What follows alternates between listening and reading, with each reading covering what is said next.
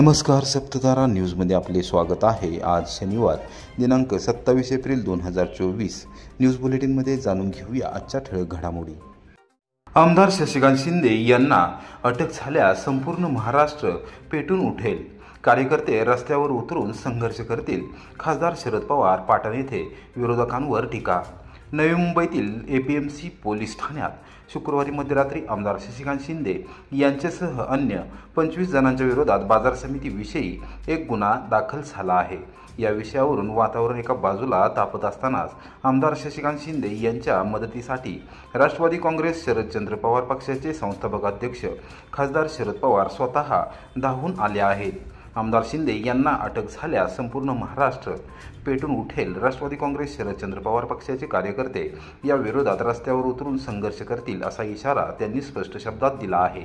दरम्यान खासदार उदयनराजे भोसले यांच्या स्टाईलने कॉलर उडवत खासदार शरद पवार यांनी हम भी किसी से कम नहीं हे दाखवून दिले। यावेळी जोरदार टाळ्या वाजवण्यात आल्या। सातारा लोकसभा मतदारसंघाचे महाविकास आघाडीचे उमेदवार आमदार शशिकांत शिंदे यांच्या प्रचारासाठी पाटण येथे झालेल्या सभेत पवार बोलत होते।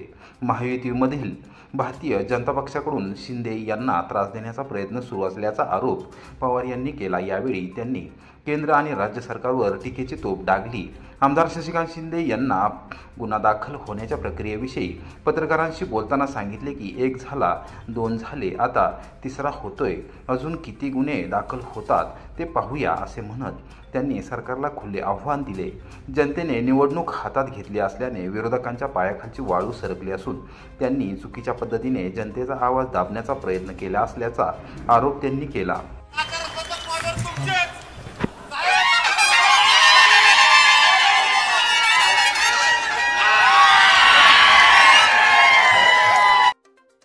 लोकसभा निवडणुकीच्या पार्श्वभूमीवर कोरेगावात पोलीस आणि आंध्र प्रदेश राज्य राखीव पोलीस दलाचे संयुक्त संचलन।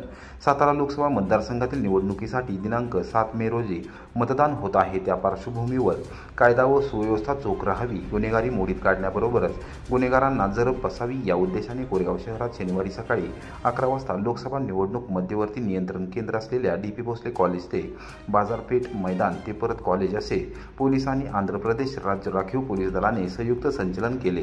लोकसभा निवडणुकीत बंदोबस्तासाठी कोरेगाव विधानसभा मतदारसंघात आंध्र प्रदेश येथील राज्य राखीव पोलीस दलाची तुकडी तैनात करण्यात आलेली आहे। या तुकडीचे 1 अधिकारी व 65 जवान, त्याचबरोबर कोरेगाव पोलीस ठाण्याचे निरीक्षक घनश्याम बल्लाळ व उपनिरीक्षक दीपिका मुसळे यांच्यासह कर्मचारी या संचलनामध्ये सहभागी झाले होते।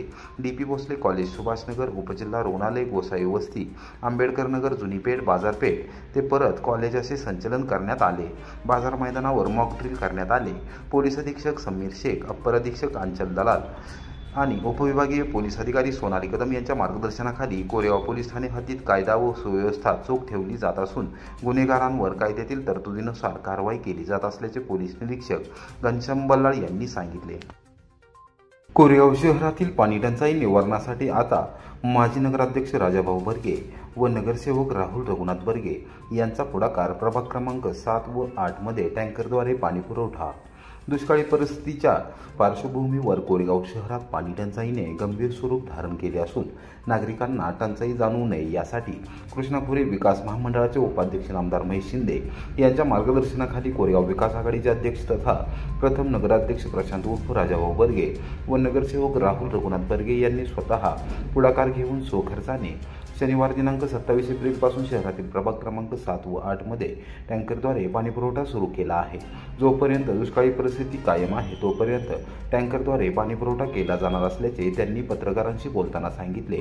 उन्हाची तीव्रता दिवसेंदिवस वाढत चालली असून नद्यांमधील पाण्याची पातळी घटली असल्याने सर्वत्र पाणी टंचाईचे सावट आहे। कोरेगाव शहरात देखील त्याला अपवाद नाही। गेले काही दिवस शहरातील पाणीपुरवठा तांत्रिक दोष निर्माण झाल्याने विस्कळीत झाला असून नागरिक पाण्यासाठी धावाधाव करत असल्याचे दिसून येत आहे।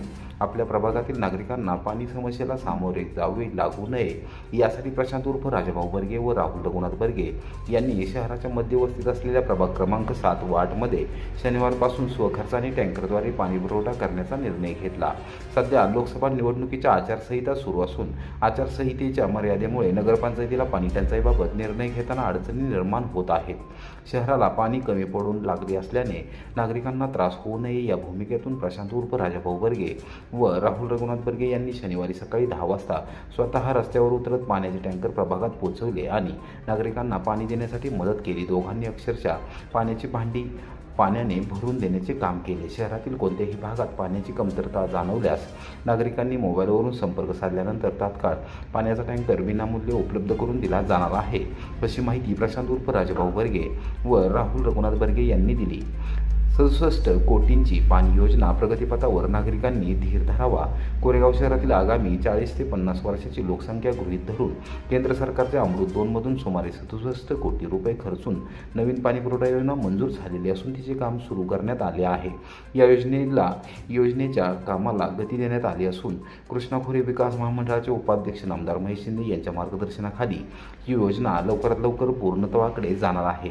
अवघ्या 3 ते 4 महिन्यात ही योजना कार्यान्वित होणार असून ती 24/7 अशी आहे। त्यामुळे नागरिकांनी सध्याच्या टंचाईच्या परिस्थितीमध्ये थोडा धीर धरावा आणि नगरपंचायतीस सहकार्य करावे, असे आवाहन कोरेगाव विकास आघाडीचे अध्यक्ष तथा प्रथम नगराध्यक्ष प्रशांत उर्फ राजाभाऊ बर्गे यांनी केले आहे। तब्बल 3 दिवसानंतर कोरेगावात पोहोचले केवळ 2 शासकीय टँकर। दिवसभरात 4 खेपा करून उरकला कारभार। सामान्य जनता अक्षरशः वैतागली। टंचाईग्रस्त शहर म्हणून जाहीर झालेल्या कोरेगावमध्ये अखेरीस शनिवारी सकाळी 2 शासकीय टँकर दाखल झाले। त्यांनी दिवसभरात केवळ 4 खेपा केल्या आणि आपला कारभार उरकला। प्रशासकीय यंत्रणा निवडणुकीत व्यस्त असल्याचे पाहून नगरसेवकांना आणि सत्तारूढ आघाडीच्या नेत्यांना स्वखर्चाने आपल्या प्रभागात पाण्याचे टँकर सुरू करावे लागले आहे। एकूणच प्रशासकीय यंत्रणेच्या गलाधान कारभाराला सामान्य जनता कंटाळली आहे। कडक उन्हामुळे कृष्णा नदीसह पाण्याचे अन्य स्रोत कोरडे पडले असून कोरेगाव शहराला भीषण पाणी टंचाई जाणवत आहे। लोकसभा निवडणुकीच्या कामकाजामध्ये तालुक्याचे प्रशासन गुंतले असल्याने त्यांना शहरात टँकर देण्याबाबत फारसे स्वारस्य नव्हते। अखेरीस जनतेतून उठाव होऊ लागल्याने 13,000 लिटर क्षमतेच्या 3 टँकरद्वारे प्रत्येकी 3 खेपा करण्याचे आदेश प्रांताधिकाऱ्यांनी काढले। हे आदेश 2 दिवस केवळ शासकीय कार्यालयाच्या टेबलावरच राहिल्याने त्याची अंमलबजावणीच होऊ शकली नाही। शनिवारी सकाळपासून कसेबसे 2 टँकर शहरात दाखल झाले। नगरपंचायत, ग्रामीण पाणी पुरवठा उपविभाग आणि टँकरचे पुरवठादार यांच्यामध्ये समन्वयाचा अभाव असल्याने टँकर लवकर पाणी भरून शहरात गेलेच नाहीत। नगरपंचायतीच्या पाणीपुरवठा विभागाच्या कर्मचाऱ्यांनी विनवणी केल्यानंतर कसेबसे 2 टँकर शहरात दाखल झाले।